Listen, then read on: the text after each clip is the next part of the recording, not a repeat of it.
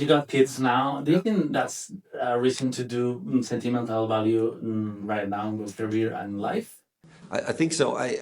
I'm bad at choosing the films I do in a way. They just happen. I'm really sitting with Eskil Fuchs, my co-writer, in a room. We listen to music, we talk about movies, and stuff arrives. And I think the theme of family is relevant in my life. And, I'm interested in how two sisters, like in the film, have such different experience of the same family, even the same parents. They're kind of grappling with the how do we tell the story of who we are, and I think that's where the film began for me. And how is different for you from something like Louder Than Bombs, which also talk about family, and now Sentimental Value 10 years later? I don't know. It's interesting that you bring up Louder Than Bombs. It's a film I'm very proud of, and maybe the film I made that in some parts of the world wasn't seen that much. People didn't want me to leave Norway. There was a sense that I was making a film in English and it wasn't equally personal. But to me, that's a very personal film too. Everything I've done is representing where I was at that time in my life, and some amazing actors in that film. So I don't know how to compare those two. Both are dealing with family and a sense of grief that's unresolved and the grappling with communication. But they're also very different. I think this film is dealing more with the mirroring and similarities between parent and child. I think that this is more a sad love story between a daughter and a father somehow. I was talking to Stellan earlier, and he said that he wanted to be more serious, that you were the one to tell him to be a little more light. Yeah. How was finding the right tone for his character? Because it's like well, not the light, but the humor in. Yeah, I mean, I want the film to feel like it has levity and humor, because we're really looking at a family who don't know how to talk, and their way of avoiding it is kind of comical at times. We are comical as people. I believe that. Even though we're in pain, we're trying to do things to avoid talking together, and it becomes silly. And so Stellan's character, Gustav Borg, the great director he's playing, is seemingly a very serious guy, but he's quite lost. He's very childish. And I think what was fun was that Stellan in real life is very different. He's very funny and warm and communicative. So how to create this mix between what was written and who Stellan is was what we were exploring, the middle ground there. You have written a story about a filmmaker, also sisters, but a filmmaker. Has that made you think about your own role as a filmmaker? Sure, absolutely. Like, for example, I think it's very important when you're a director, you're deciding and you're making choices every day. And in real life, as a father and a husband, I think it's important not to make all the decisions. So I'm trying to, clear my directorial abilities out of my life when I go home. That's what I'm trying. We're seeing here Renate. How has been watching in the front line the growth she has made since the worst person in the world 4 years ago and now? I mean, in The Worst Person, she was playing a character that was younger than she was in real life, and maybe more naive. Nora, the character she's playing now, is someone who's very good at what she does. She's an actor. She works in theater. She's very professional. But this time, the character is struggling with creating a sense of a life outside of work, a sense of home. And the film discusses what a home can be. And I'm not trying to make a film that says that everyone has to be married and have 2 kids and live in a house with a dog, not at all. But we all long for a sense of connectedness, and that's her journey.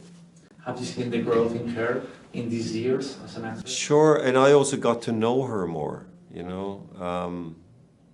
Yeah, I was saying at the premiere in Norway, she's a force of nature.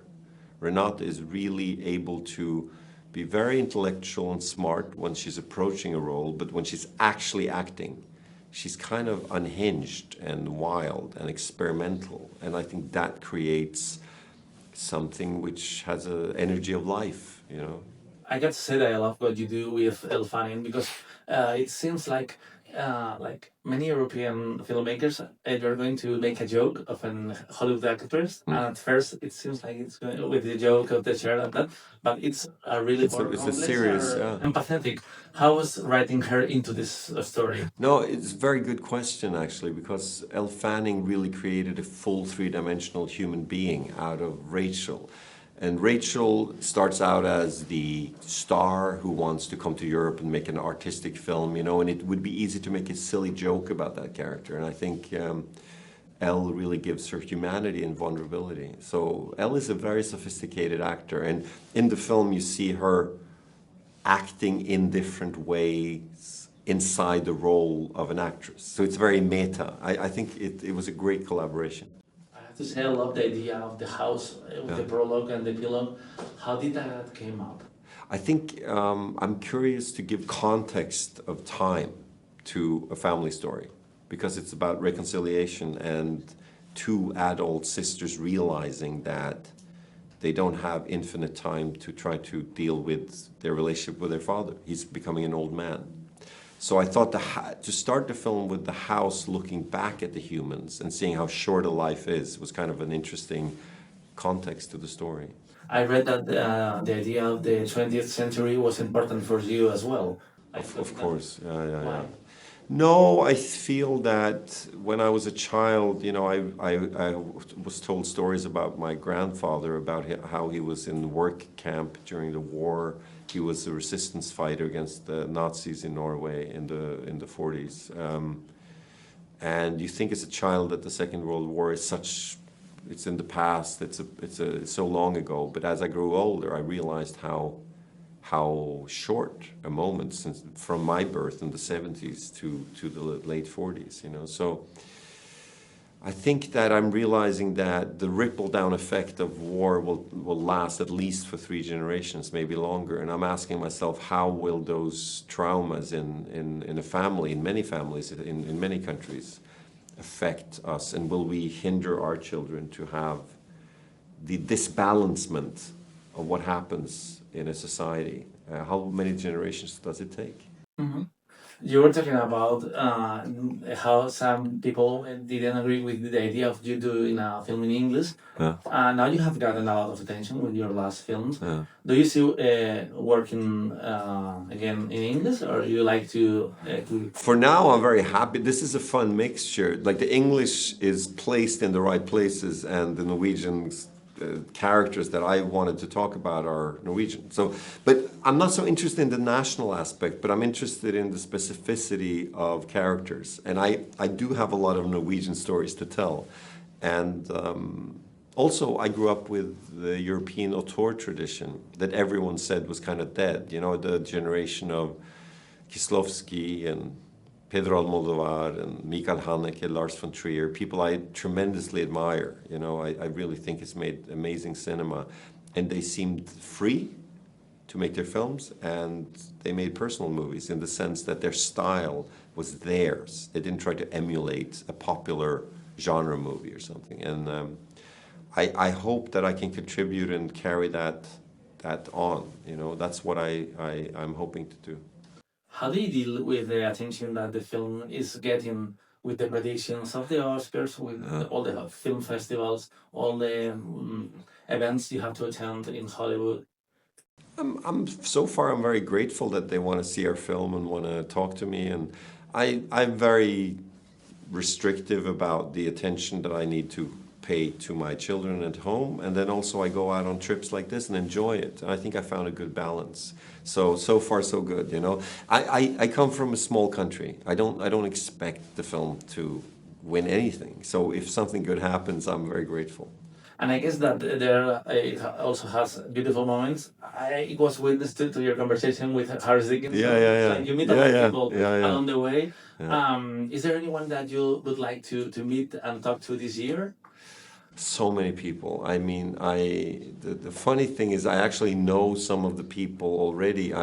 I'm friends with, I'm fortunate to call them friends with Paul Thomas Anderson, Ryan Coogler, Chloe Zhao. I know them, and I love their movies, and I love the way that they express themselves. And And I feel like actually going on tour now this time. Because I've been on the tour a few times, I've been fortunate enough to meet these talented people, and I find that very inspiring, you know. It's actually wonderful. Do you have any particular story with the Worst of Person of the World experience with the Oscars? Someone that... Yeah, I mean, I was very fortunate to meet the amazing Paul Thomas Anderson, and he invited me and my family to his place in Los Angeles, and we watched movies together. And he said, let's remember to. He has a cinema, you know, and we watched some great films there. And now I've seen one battle after another. Yeah, it's really, really great. People are crazy about it. They should be. I saw it like a month ago or 5 weeks ago. He sent me the film. I saw it with some close friends who love cinema. It's a masterpiece. It's really relevant and great movie making. So I think we're in a good year of movies. That makes me very pleased.